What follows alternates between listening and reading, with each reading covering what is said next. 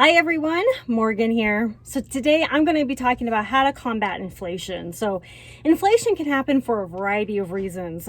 We see things going up and down all the time. And some of these things are cyclical as well. And what I mean by cyclical is, like gas prices rise around the summertime because everybody is going out. So it's supply and demand. We've seen these things quite a bit happen, like lumber prices. There's a huge demand for lumber right now. And in some places there was a shortage. I never saw a shortage of lumber where I was, but I have seen a price increase. This picture was just taken a couple days ago. Crazy, okay? Crazy prices right now. It's cheaper to build with bricks, which it used to be the other way around, all right? If you live in an area in which you can actually cut down and mill your own wood, you're in business, right? But what I really want to talk about is how to combat it, not just, why it happens, because it happens for so many different reasons. It can happen for so many different reasons. And one of the things that we have to keep in mind is there's inflation, there's normal kind of gradual inflation, and then there's extreme inflation that happens kind of like all at once, kind of what we saw with lumber a little bit. And then there's also I made up extreme inflation, that's what I'm calling it. But then there's hyperinflation, kind of like what we saw happen in Venezuela, which caused a huge crash, okay? So we're not at the hyperinflation part yet, but we're definitely seeing inflation. Things are definitely more expensive now than they used to be, but in general, we should see some increases in prices. I did a ton of research when it came to inflation and why it happens and all this, and I want you to do your research as well. There's flies all over me. Sorry if I'm dancing a little.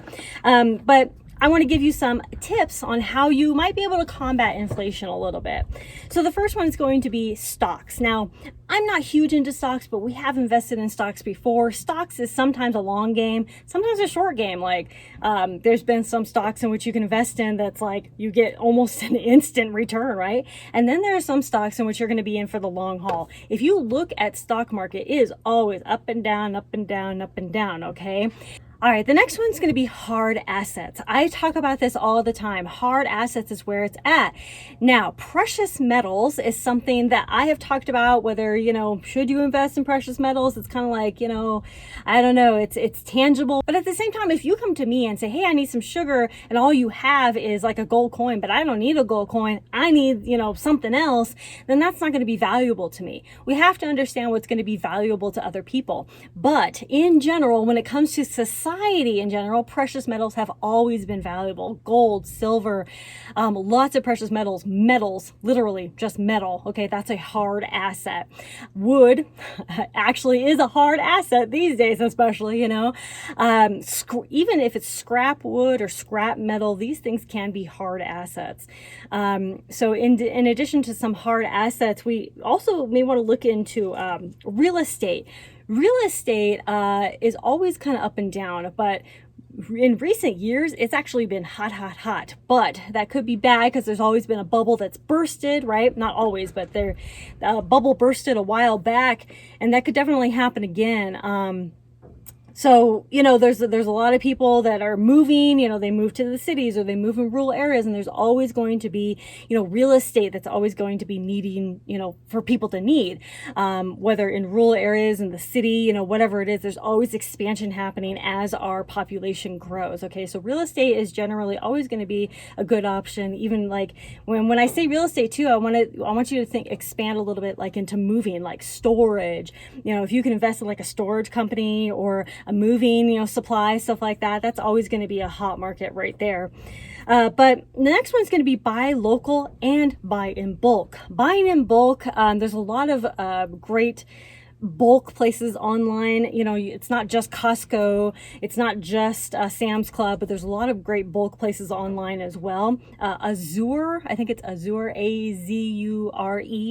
A lot of people buy from Azure and they get a lot of good bulk stuff, but not just bulk everyday foods, but bulk freeze dry, bulk dehydrated bulk goods. Okay, so those are always going to be good to have around. You can put some away, eat some. And then again, buying local. I've talked about this multiple times. Find those local places that you can buy from. Buy from the local dairy, buy from the local honey, buy from the local wheat, buy local beef. buy a whole cow or half a cow, and you're going to fill your freezer for like a whole year. Or better yet, learn to go hunting and fishing and, find your own food. There's still plenty of that around, okay? You can still hunt and fish for your own food. So learn to do that as well. Go find wild edibles in your local area, not just buy local, but, produce local, hunt and fish and forage for wild edibles locally in your area. In addition to that, grow and produce your own stuff. So grow your own food, not, a garden. Yes, grow your own garden. If you can have chickens, produce your own eggs. Get the dual purpose chickens if you can, so that you could also eat the chickens as meat. They will lay eggs and they will produce meat. And then if you have extra room, even just an acre, you could have like a couple goats for some milk. You can get a couple goats for meat. You can raise a couple cows for milk and or beef. Even on just an acre, you can do a lot with an acre. Okay.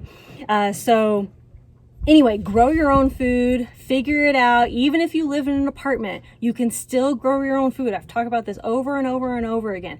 Microgreens, sprouts, growing indoors, growing in containers, growing on windowsills, grow vertically, grow, just grow. Okay. And if you're growing indoors, you can actually grow year round, especially if you have grow lights. Great. And then lastly, of course, keep prepping. Keep storing food, keep learning skills, keep gaining knowledge, and keep prepping. Don't stop, okay? And I'm not saying, don't stop prepping like as in trying to make you anxious, but just don't stop as in, just keep prepping. Keep doing what you're doing. Buy those canned goods regularly. Keep learning skills, practice your skills, learn how to fish, learn how to hunt, learn how to forage for food. These are all things that can help you, okay? Save seeds from those wild edibles, save seeds from that garden, and keep growing and keep learning and keep producing yourself.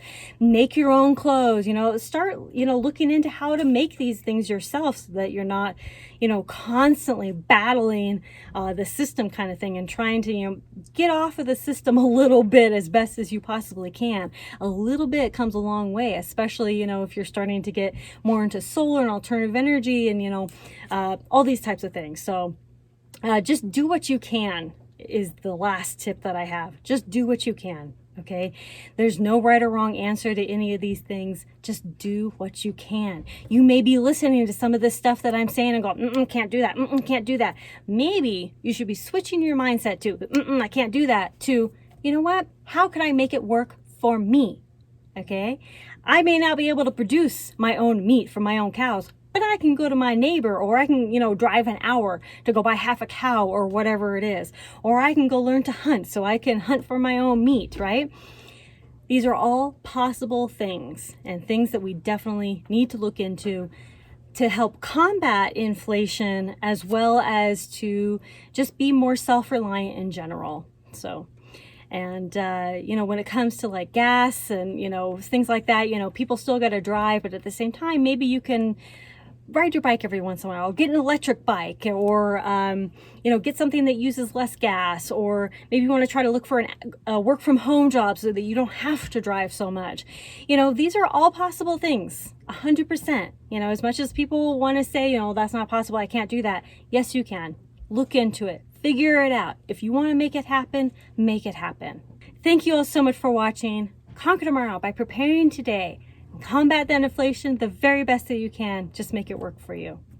Talk to y'all later. Bye.